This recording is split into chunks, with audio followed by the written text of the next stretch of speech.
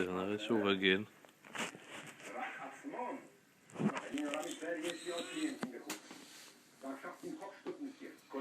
ירד, הוא נקרא את הזה.